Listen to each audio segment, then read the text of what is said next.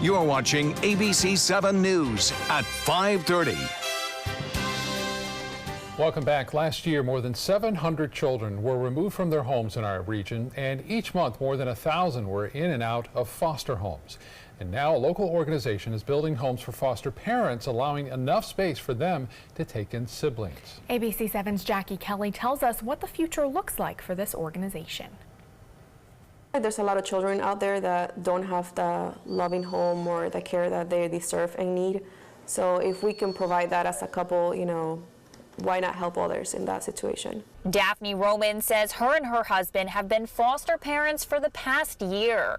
She says ever since she was young, she felt like this was her calling. And through the Guardian Angels of Southwest Florida program, she says she's been able to help more kids. We used to live in a 2-bedroom apartment, and we kind of ran out of space because we wanted always to take, siblings, because we didn't want them to separate, to separate them.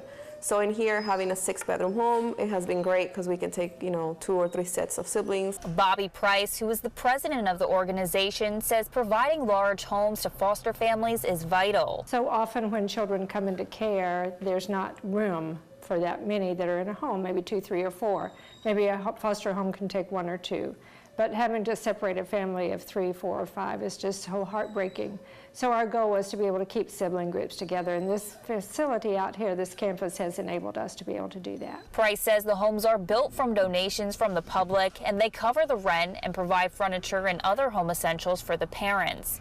All they ask is for the foster parents to provide a Christian home where children can see what a stable family looks like. So often they don't have the guidance that they need from both parents. So we want to put a picture and maybe end that cycle of foster care. And by creating a cul-de-sac where every home is going through the same situation, it provides a supportive environment. The parents can talk about it together. The children can talk about it together. They can play together. It's just a comfortable surrounding for them to be in. That's ABC7's Jackie Kelly reporting. Now, organizers say the 4th home should be completed in about 6 months, and they are currently looking into permits to start building a 5th one as well. An update now on when the new Anna Maria City Pier will be built. Mayor Dan Murphy says construction could start as soon as next month. The old pier was heavily damaged by Hurricane Irma and was demolished over the summer. As of August 31st, the city had reportedly secured more than $3 million for construction of a new pier, with a big part of that money coming from FEMA. Sarasota County not anticipating any significant erosion impacts to the shoreline from Tropical Storm Gordon. The county says staff was not planning to assess any damage to Minnesota Key, which has been hard hit in the past, but they will monitor any concerned citizen calls and respond as needed. Well, let's check in with Chief Meteorologist Bob Harrigan for a look at Tropical Storm Gordon and where it is heading.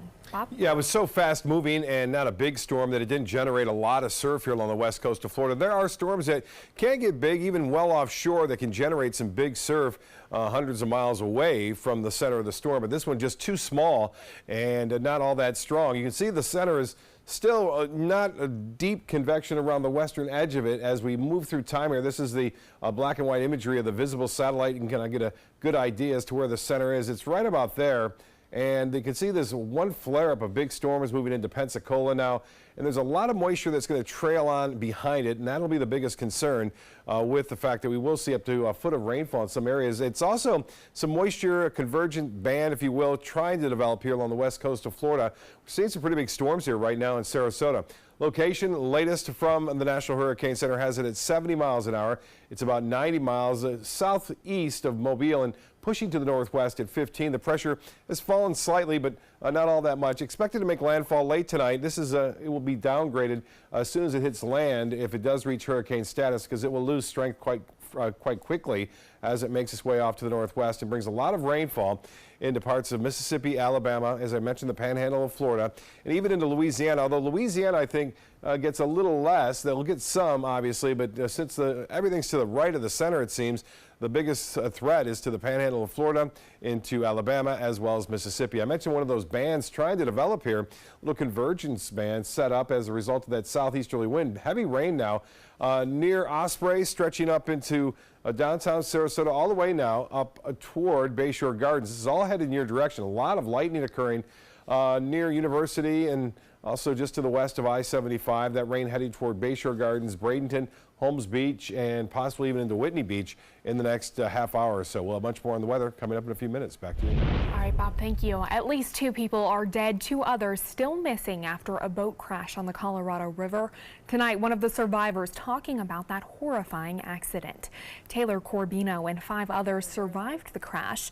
The search continues for 2 people who are still missing, with more than 30 law enforcement divers searching over 5 miles of waterway. Corbino says she considers herself lucky. The current was so strong, it was moving me around, and all I could think about is get air. I don't know, I can't tell you how long I was underwater, but I know that it was long enough to where I couldn't hold my breath anymore.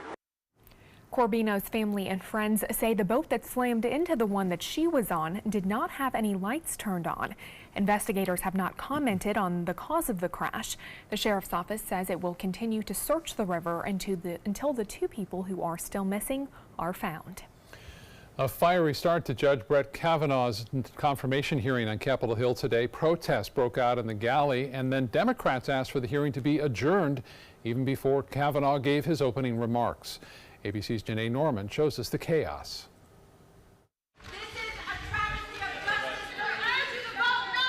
A firestorm ignited on Capitol Hill. Protesters heckling Brett Kavanaugh. The situation getting so bad, his daughters were escorted out. Democrats calling to end the Supreme Court confirmation hearing before it even began. Chairman, I move to adjourn. Directly from Judge Kavanaugh. That request denied, and Republicans condemning the outburst from protesters. Frankly, these people are so out of line, they shouldn't even be allowed in the doggone room. But one thing senators could agree on, the start to Judge Brett Kavanaugh's confirmation hearing was unprecedented. This is something I've never gone through before in 15 Supreme Court nominations. This is my 9th hearing, and I think we've got to look at this. These are very unique circumstances. Democrats lambasting an 11th hour document dump of 42,000 pages on Kavanaugh provided after the end of business day the night before the hearing. For the record, that's a rate of 7,000 pages per hour. That's superhuman. Yeah. Republicans pushing back against Democrats' claim they don't have enough documents on Kavanaugh, arguing they have more documents than the last 5 Supreme Court nominees combined. Democrats specifically wanting to question the nominee about where he stands on presidents under investigation. You've taken the unorthodox position that presidents should not be burdened with a criminal or civil investigation while in office. Today's hearing almost serves as a microcosm for the deep political divide around the country and the chaos that can lead to. A new ABC News Washington Post poll shows Americans are split on whether Kavanaugh should be confirmed. Janae Norman, ABC News, Capitol Hill. Here on the Suncoast, the city of Northport will hold a special meeting on Thursday to discuss issues surrounding the area's parks. The commission will see the final draft nomination requesting 2 buildings at Warm Mineral Springs be added to the state's Register of Historic Places. The spa and cyclorama buildings have been in place at the springs since 1959. According to the submission, the buildings embody many characteristics of the Sarasota School of Architecture's style. And Northport commissioners will also look at selecting a name for the city's new Boundless Playground. That playground at the Garden of 5 Senses was designed for all children, including those with disabilities. The city received 322 name suggestions from residents. We'll dig out that tennis ball from under the couch. A new dog park is opening in Sarasota. An off-leash park called the Canine Club in Gillespie Park will open to the public next Monday. The park has 2 separate fenced-in areas, one for big dogs, one for little dogs. Also has doggy drinking fountains and newly planted trees, landscaping, and shade structures. The grand opening Monday will include fun activities for dogs and their humans. There will be a second dog park. This is the second dog park in the city limits. The other is in Arlington Park. And it looks pretty good from the road. I've driven by there a few times, and they've done a really nice job. I'm glad, because there was so much open space there, so putting it to good use. Yep. Still to come in your Suncoast News tonight, some tips on how to treat common fall allergies. And how Nike's stock is being impacted by a controversial new ad campaign. Stay with us, we'll be right back. Reorganizing a space in your home? Save up to 15% on our premium finishes during the California Closets Autumn Upgrade event. Contact us today for a free design consultation. Visit our showroom or online at californiaclosets.com. All Fall 2018 Accord inventory is on clearance for just $249 a month. During the Honda Summer Spectacular event, get an Accord, the North American Car of the Year, with tons of standard features. Honda sensing, multi-angle camera, alloy wheels, and a turbocharged engine for less than the competition. Just $249 a month. Or save thousands with 1.9% financing this week at your local Honda dealer. Did you know you could get life insurance for less than 32 cents a day? With guaranteed acceptance whole life insurance through TrueStage, you can get up to $25,000 in protection with a single phone call, and you cannot be turned down for any reason. Even if you have health problems or are living on a fixed income, guaranteed acceptance whole life insurance policies could work for you, with prices starting at less than 32 cents a day. That's as low as $9.40 a month. TrueStage can help free your family from immediate financial stress when you're gone. Utility bills, mortgages, car payments, those are a lot of things that can add up pretty fast. My mom didn't have life insurance and the cost all fell on me. And that's expensive. We're still paying for that. Yeah, we're still paying for that. Call 1-800-218-4991 now. In one phone call, you can help prepare your family with protection amounts up to $25,000. There are no medical tests or health questions. And remember, you cannot be turned down for any reason. In fact, TrueStage policies are already protecting over 18 million Americans. And rates are designed to be affordable, starting at less than 32 cents a day. That's as low as $9.40 a month. Plus, your price will never increase and your benefit will never decrease. When I leave, everything will be taken care of for them. Call 1-800-218-4991 now for a free, no-obligation quote. TrueStage offers plans to fit your budget with prices starting at less than 32 cents a day.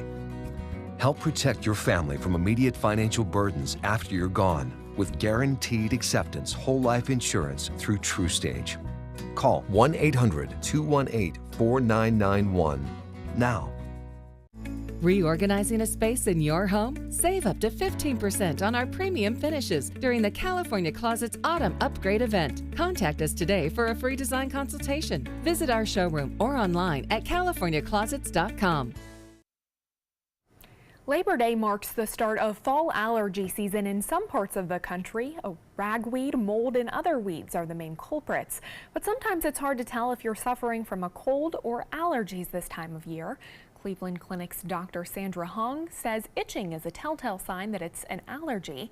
She says a cold will typically run its course in about 2 weeks, so if symptoms do last longer than that, it's also likely allergies. She recommends taking allergy medications prior to the start of allergy season to keep those symptoms under control. A non-medicated way to find relief is to rinse your sinuses. One of the things that can be helpful for some people is to actually use sinus rinses so that can actually wash the pollens out.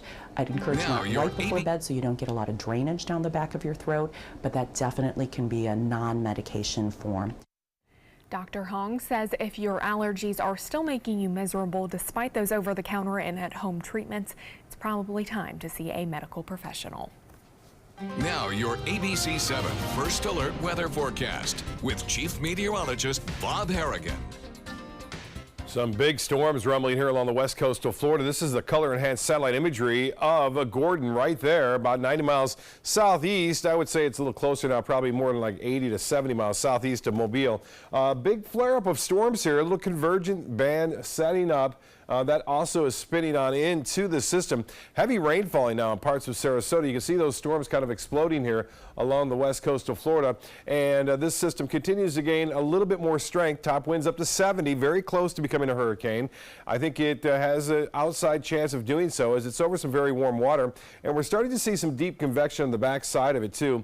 And it's looking a little healthier on the radar imagery. You can see a lot of heavy rainfall moving right on into Pensacola. And this is going to be continuing throughout throughout the night. And this could be the area that gets the most rain from this system. Once it makes landfall, it's going to weaken considerably.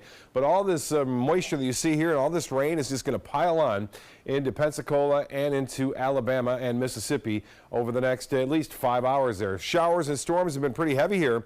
A lot of rumble of thunder as a result of temperatures today warming into the low 90s. You can see that big cluster of storms right there near downtown Sarasota out to Siesta Key and stretching on into Lido as well as Longboat Key. Quite a bit of lightning occurring near the airport. You can see the tops of these storms up to 55,000 feet. So you could get some pretty strong winds too. We're talking up to 40 to 50 mile an hour gusts as this moves on through. So don't be surprised to see some of that action occurring here in the next hour or so in places like Bayshore Gardens, Cortez, also into Bradenton, northwest Bradenton, as well as Longboat Key, as that line is heading in your general direction. It should be near Palmasola within not too far from now, 5:53, and a few showers down south, not as many near Venice, but that one line is extending all the way down to near Osprey at this point, all moving to the northwest. Well, there's another storm, Florence, out there in the Atlantic. Top winds are at 85, so it is a hurricane.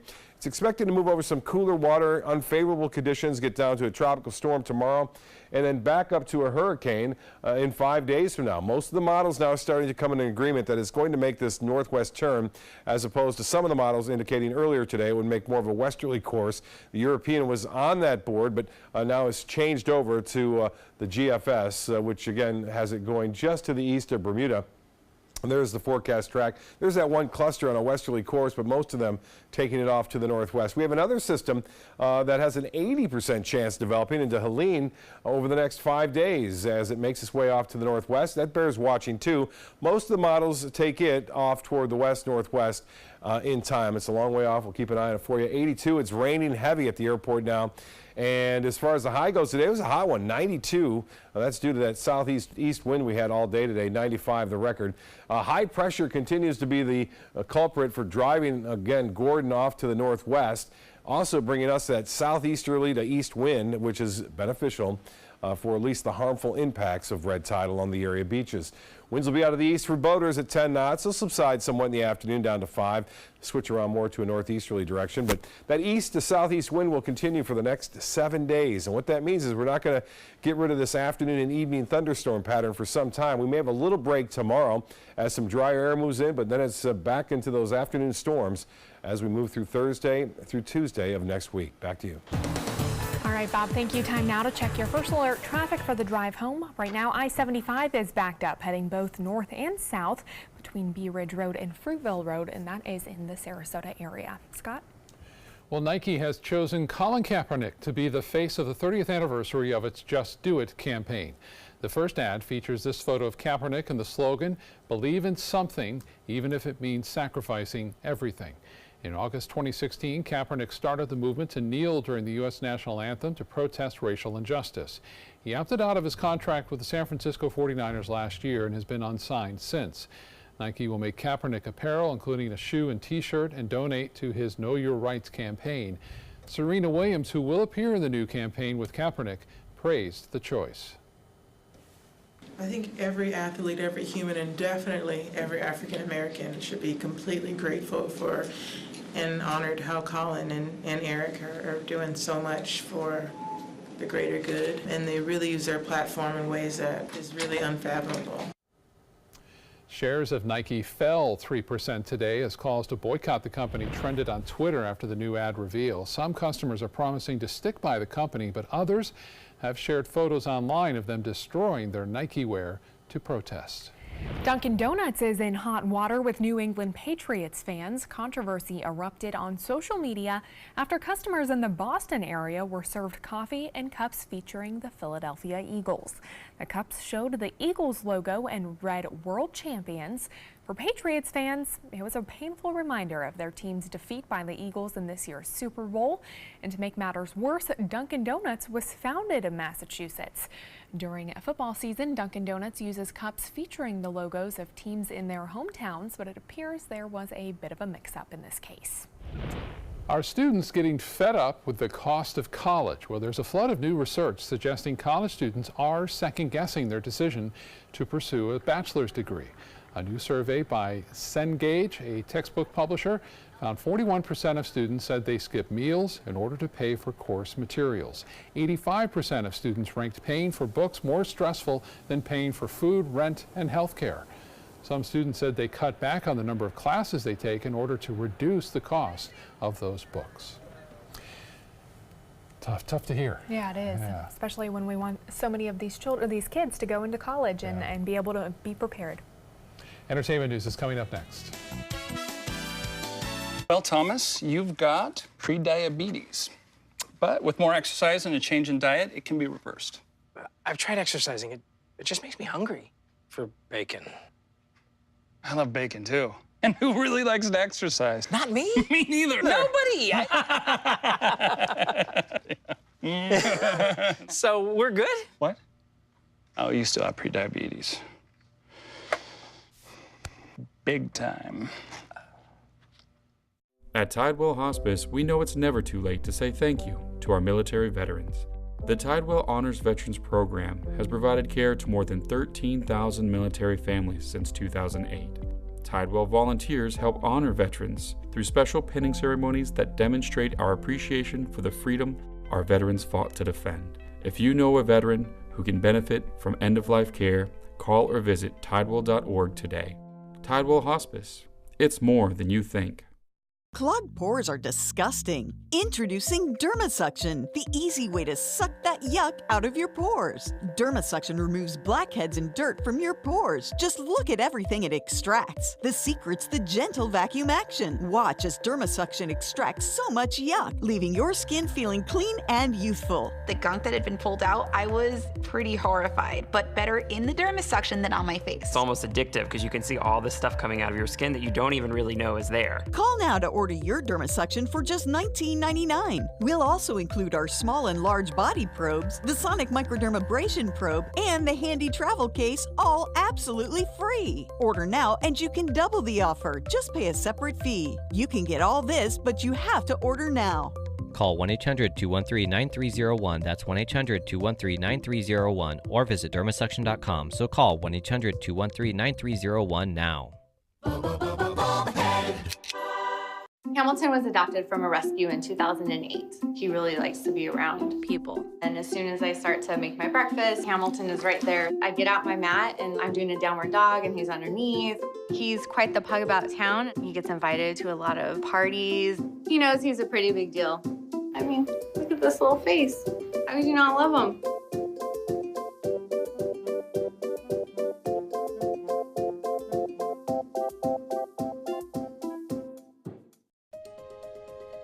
To be able to just get my son here and not think about how we will pay for it, it just takes so much weight off of my family.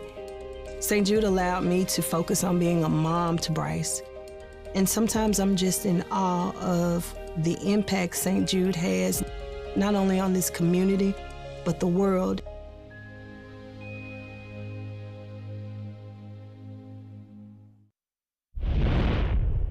A pair of iconic ruby red slippers from the classic film The Wizard of Oz have been found after a years-long search. ABC's Linda Lopez has that amazing story. And tap your heels together 3 times. And they're not in Kansas anymore, but they should have been in Grand Rapids, Minnesota. The pair of sparkly shoes worn in the original 1939 Wizard of Oz film were stolen from the Judy Garland Museum in Grand Rapids back in 2005. The FBI announcing today that after a 13-year search, they've finally been found. Last summer, we received a new tip and some information that we diligently pursued. Sanborn saying they couldn't give any more details on the theft. This is still a very, very active an ongoing investigation. Revealing only that the iconic shoes were recovered during an undercover operation in Minneapolis. The sequin-covered slippers were one of several pairs that were custom-made for the film's legendary star, and one of only 4 known to exist. One in the Smithsonian, a second pair later donated to the Academy of Arts and Sciences, a third pair is in the possession of a private party, and then the 4th pair is the pair that we're here today to discuss. And to ensure they weren't fakes, the ruby red shoes were sent to the Smithsonian to compare them to the real thing, and they checked out. Each pair of slippers are estimated to be worth several $1 million. And when that found pair of slippers was sent to the Smithsonian to analyze, they made another fascinating discovery. The ones the Smithsonian already had were a mismatched pair. The correct match was in the pair found in Minnesota. Linda Lopez, ABC News, New York. Well, this is what Bill Cosby's star on the Hollywood Walk of Fame looks like right now. Someone vandalized the star with the word serial rapist. Police say it happened sometime last night. Cosby was found guilty in April of sexually assaulting a woman in 2004. His star was also vandalized about 4 years ago. Colton Underwood is the new Bachelor. The 26-year-old was a contestant on Becca's season of The Bachelorette. He was sent home during the hometown visits and later headed to Bachelor in Paradise, where he reunited and then later broke up with ex-girlfriend Tia Booth. On Good Morning America today, Colton says he wants to get engaged and married as a result of The Bachelor. One thing you can expect not to happen, Tia will not be a contestant on Colton's season. No, I would like to say we are finally on the same page for the first time in our relationship, and we're just good friends. I'm not talking about for me. Colton is a pro football player who previously played tight end for the Oakland Raiders, Philadelphia Eagles, and San Diego Chargers. He was also in the spotlight before when he dated Olympian Allie Raceman. After 30 years of die-hard movies, Bruce Willis is finally getting his character's name in the title. The producer says the 6th die-hard movie is titled McClane and will feature Willis as a 60-year-old John McClane and a younger version of McClane in his 20s. Well, to celebrate kids heading back to school, Ancestry.com has released celebrity yearbook photos of popular stars. They've gathered old pics of Tom Hanks, Madonna, Matt Damon, and Brad Pitt as teenagers. There's even a photo of Cameron Diaz as a cheerleader, one of Taylor Swift playing a guitar in pajama bottoms, even Robert Pattinson as a young boy. As long as they don't dig up my old yearbook photos, that'll be good. With the braces and all, nobody wants to see those. None of us look good, right? Yeah, those are never good photos. All right, we'll be right back with more news.